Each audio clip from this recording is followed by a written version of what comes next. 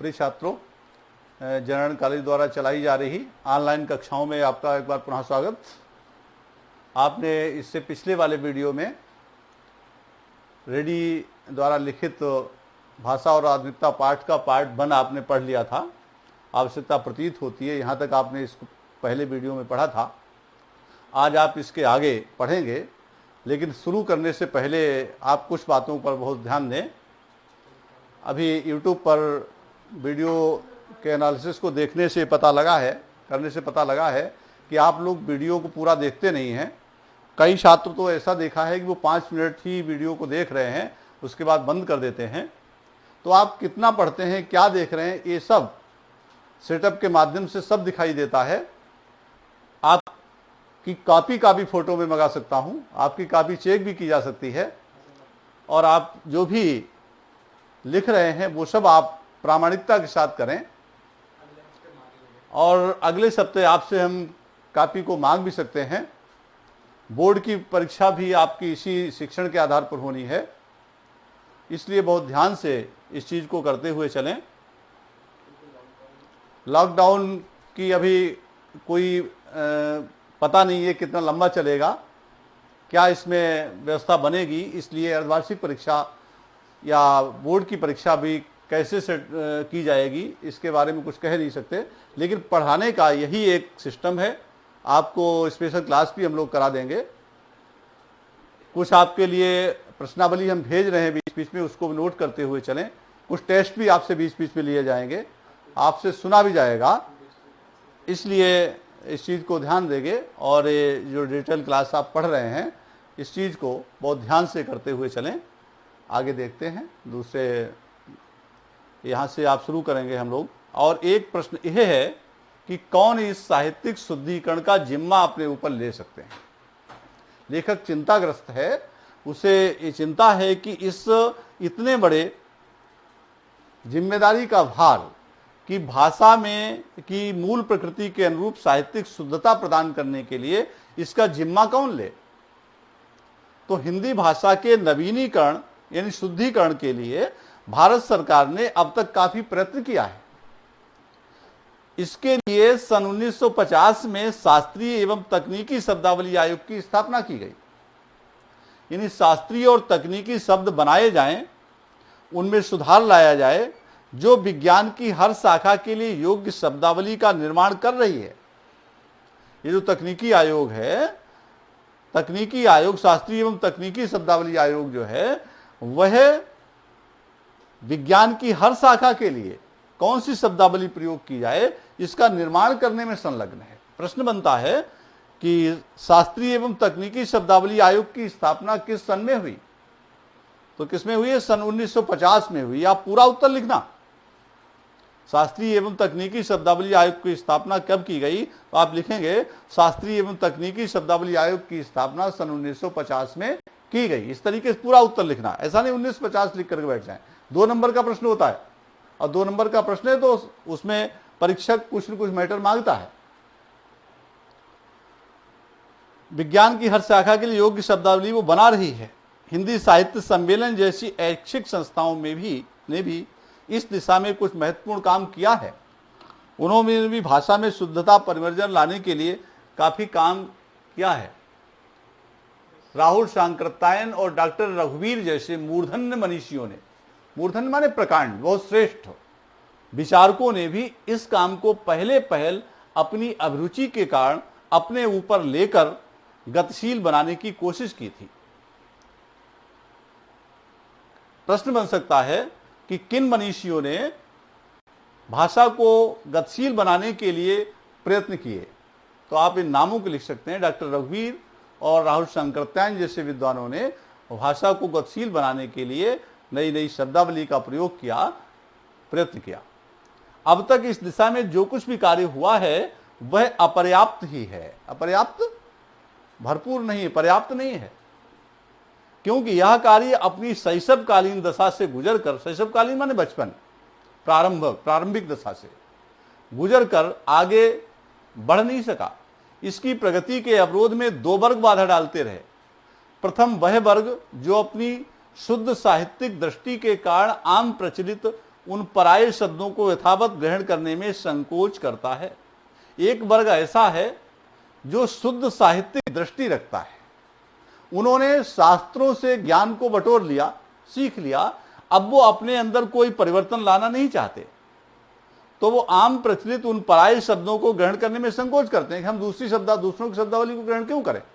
तो ऐसे लोग भाषा में नवीनता नहीं ला पाते, ऐसे लोग भाषा में आधुनिकता नहीं ला पाते। दूसरा वह वर्ग जो अपने विषय के पारंगत होने पर भी, पारंगत माने कुशल होने पर भी, साहित्यिक व भाषा वैज्ञानिक पृष्ठभूमि के अभाव में उन प्रयुक्त विदेशी शब्दों को मनमाने ढंग से विकृत कर अपनी मातृभाषा में थोपना चाहता है। कहते हैं एक वह वर्ग है जो परंपरागत होने पर भी साहित्यिक व भाषा वैज्ञानिक पृष्ठभूमि के अभाव में विदेशी शब्दों को मनमाने ढंग से तोड़कर अपनी मातृभाषा में थोपना चाहता है। एक ऐसा वर्ग भी है। आजकल कई प्रादेशिक सरकारों ने अपनी प्रांतीय भाषाओं में उच्च स्तरीय पाठ्य पुस्तकों के निर्माण के लिए कई आयोगों की स्थापना की है। कई प्रादेशिक सरकारों ने आयोग बनाए हैं। हम आशा करते हैं कि वे आयोग उपरयुक्त उन बाधित तत्वों से हटकर अपना काम सुचारू रूप से बना सकेंगे। अर्थात मैं उम्मीद करता हूं कि हमारे ही भाषा वैज्ञानिक इस कार्य में सुचारू रूप से काम करेंगे और इस समस्या को दूर करने का प्रयत्न करेंगे। आइए और आगे चलते हैं। विदेशी शब्द जिन्हें प्रांतीय भाषाओं में ग्रहण करने की आवश्यकता है, खास तौर पर दो तरह के होते हैं। अब आया है विदेशी शब्द कितने प्रकार के होते हैं, खास तौर पर कितने प्रकार के होते हैं, तो दो प्रकार के होते हैं, एक वस्तु सूचक और दूसरा भाव सूचक। यहाँ टिक लगा है, यहाँ से आप इसको टिक भी कर लेंगे। देखिए किस तरीके से विज्ञान की प्रगति के कारण नई चीजों का निरंतर आविष्कार होता रहता है। स्वाभाविक है, जब वैज्ञानिक प्रगति होगी, वैज्ञानिक ज्ञान बढ़ेगा, वैज्ञानिक साधन बढ़ेंगे, धन बढ़ेगा, तो नए नए आविष्कार भी होंगे। जब कभी नया आविष्कार होता है तो उसे एक नई संज्ञा, आविष्कार माने जानते हैं आप, किसी नए सिद्धांत को प्रतिपादित करना या किसी नई चीज को बनाकर के समाज के सामने रखना, ये आविष्कार है। एक होता है आविष्कार, एक होता है अनुसंधान। अनुसंधान माने खोज करना, आविष्कार माने किसी चीज को बनाकर उसको नया स्वरूप देना, नई चीज का निर्माण कर देना, यह आविष्कार है।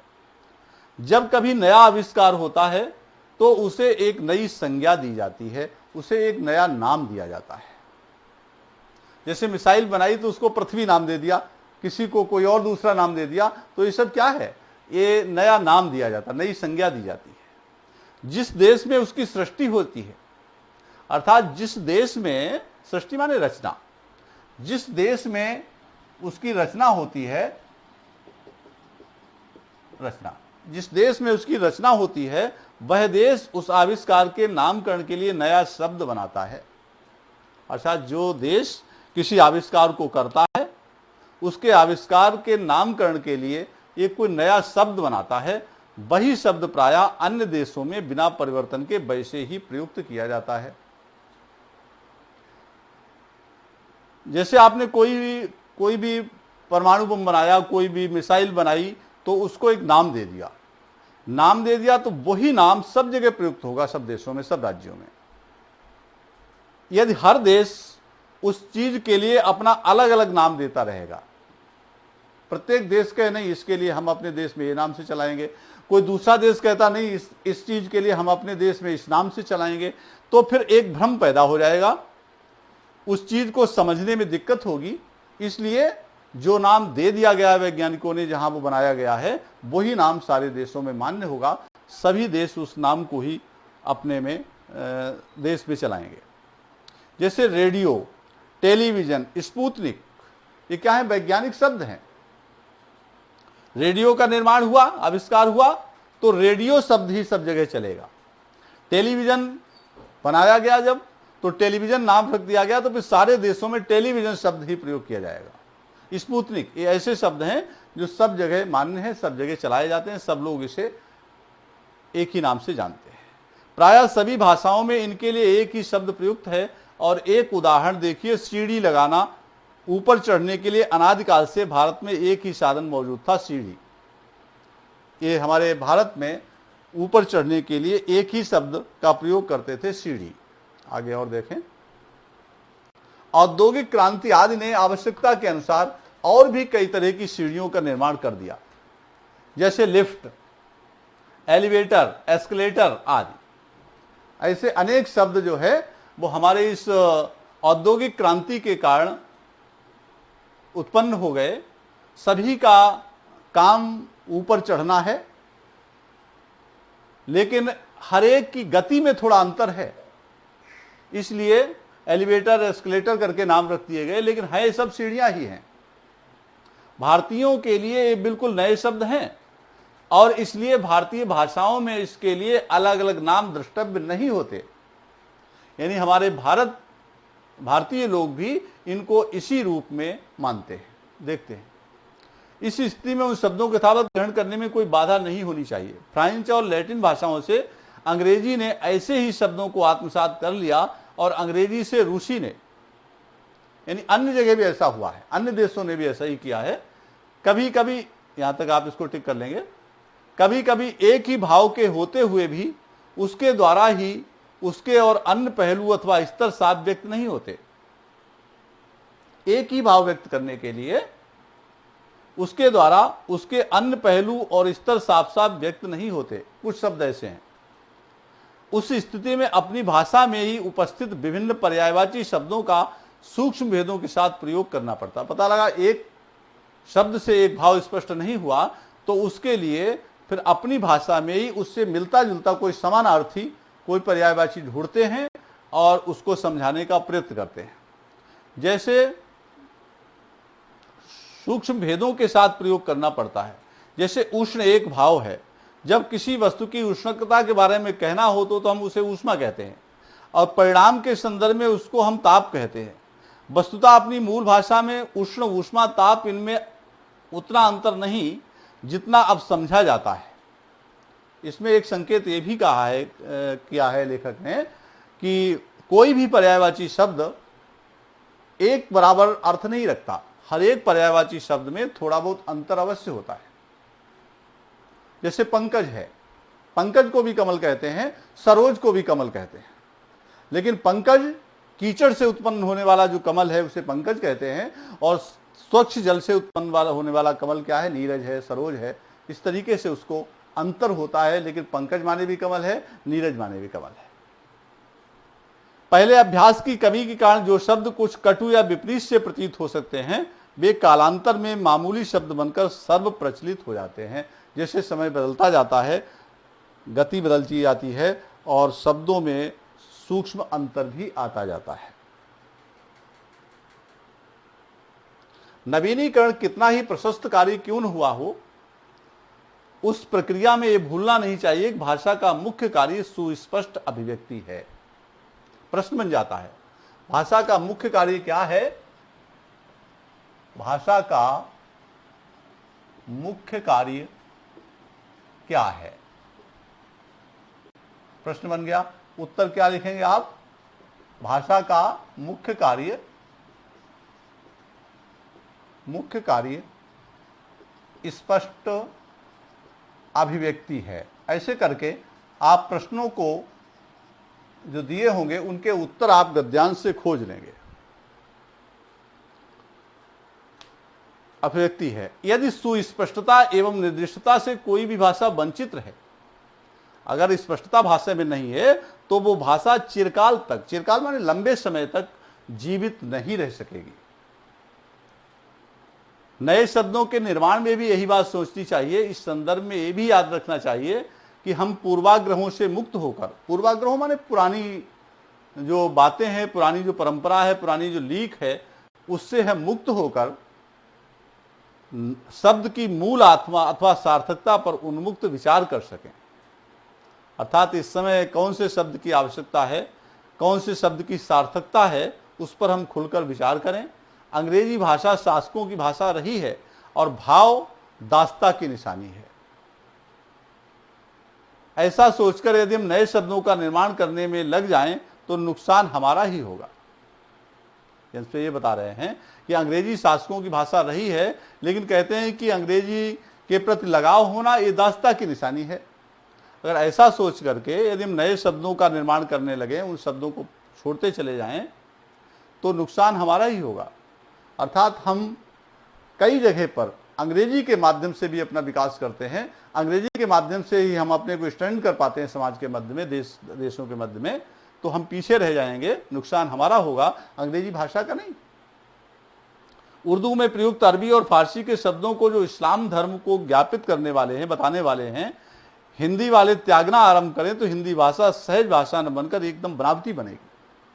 अर्थात हिंदी भाषा में अरबी भाषा के शब्द भी हैं, फारसी के भी हैं, पुर्तगाली के भी हैं।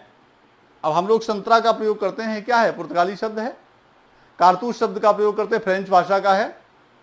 इस प्रकार से हमारी जो हिंदी भाषा है उसमें हर भाषा के शब्द जुड़े हुए हैं।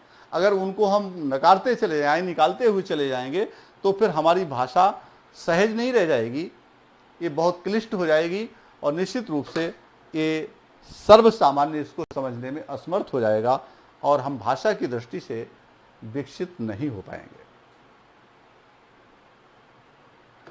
यदि ये नवीनीकरण सिर्फ कुछ पंडितों की व आचार्यों की दिमागी कसरत ही बनी रहे तो भाषा गतिशील नहीं होती। अर्थात ये भाषा हमारी पंडितों तक,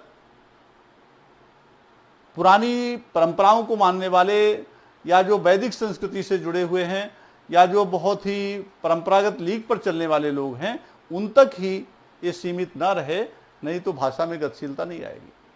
भाषा का सीधा संबंध प्रयोग से है। नए नए प्रयोगों को हम इसमें डालें, जनता से नए नए शब्दों को शेयर करें, नए शब्द अपने उद्गम स्थान में ही अड़े रहें और कहीं भी उनका प्रयोग किया नहीं जाए, तो उसके पीछे के उद्देश्य पर कुठाराघात होगा। अर्थात ये कहना चाहते हैं कि नए शब्द जहाँ से उत्पन्न होते हैं, अगर उसी में पड़े रहें, उनका प्रयोग नए नए स्थानों पर न किया जाए, तो क्या होगा? तो जो हम भाषा में आधुनिकता लाना चाहते हैं, भाषा में व्यवहारिकता लाना चाहते हैं, वो नहीं हो पाएगी और हमारा जो उद्देश्य है भाषा में आधुनिकता लाना, उस पर एक कुठाराघात होगा, उस पर एक प्रहार होगा। इसके लिए यूरोपीय देशों में प्रेषण के कई माध्यम हैं। श्रव्य दृश्य विधान, वैज्ञानिक कथा साहित्य, ऐसे ये प्रयोग यूरोपीय देशों में किया जाते हैं। वैज्ञानिक कथा साहित्य भी उनमें लिखा जा रहा है। हमारी भारतीय भाषाओं में वैज्ञानिक कथा साहित्य प्रायः नहीं के बराबर है। हमारी भाषा में भी वैज्ञानिक कथा साहित्य के प्रयोग आने चाहिए, उनका लेखन होना चाहिए। इसका संकेत है लेखक का। किसी भी नए विधान की सफलता अंततः जनता की सम्मति व असम्मति के आधार पर निर्भर करती है। किसी भी नए विधान को जब हम लागू करें तो जनता की सम्मति, जनता की राय और जनता का जो मत है वो भी हमें लेना पड़ेगा और जनता में इस चेतना को उजागर करने का उत्तरदायित्व शिक्षित समुदाय पर है। जनता जो है इस चेतना को कैसे जागृत करे, इसका जिम्मा हमारे शिक्षित समुदाय को लेना चाहिए। कहाँ पहुंच गए?